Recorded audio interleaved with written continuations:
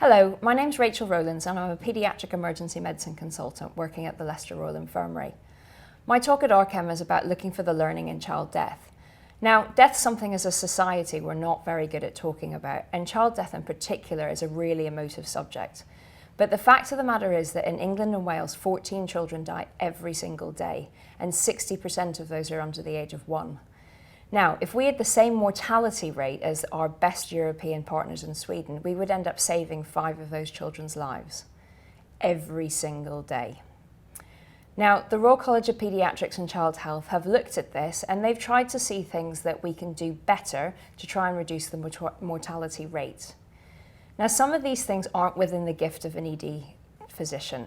We cannot reduce child poverty, but the fact of the matter is that 35% of children in the UK live below the poverty line, and that means we're going to have a higher death rate. There are a few things that we can do.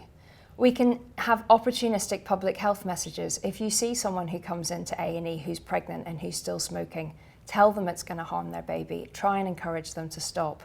Or make sure that you know how to recognise a sick child, and perhaps we can reduce the number of deaths we see from things like sepsis.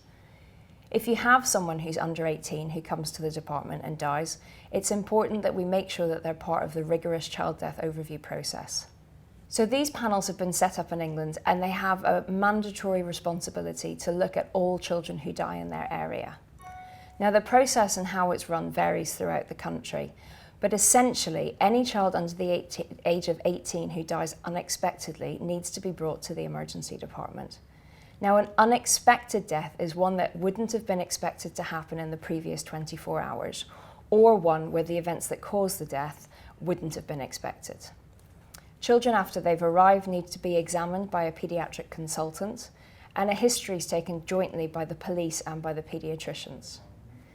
Now, as I say, the system does change around the country, but most of these children will then have a home visit done by the police and another healthcare professional. After this has happened, information will be gathered from GPs, schools, health visitors, and anybody else who's been involved in the child's life or death. So if you as the doctor have been involved, you need to make sure that you've got good notes to be able to refer back to. All of this information will be looked at along with the post-mortem, and the panel will try and see if there's any modifiable factors that could have meant the child had a better chance of surviving.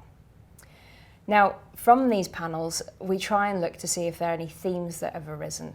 And things like the button battery campaign or the nappy sack and cord blank campaigns have come out of CDOT panels identifying modifiable factors that could have prevented a child from dying. Now, the hope of many of us that work in child death is that in the future we'll have a national database that can get all of this information together and help us look better at the modifiable factors and public health interventions that we can make to improve children's care. At the end of my talk, I try to give people some take-home messages of things that they can do in their own emergency departments to help the process. They're really simple things like, do you know where your child death paperwork is kept? Do you have bereavement boxes that you can give to families where they can take hands and footprints of their loved ones? You could do this with your adult deaths as well. We also talked about making sure that you know the paediatricians and the police officers who are going to be coming to the department, because it's much easier to meet them before the event.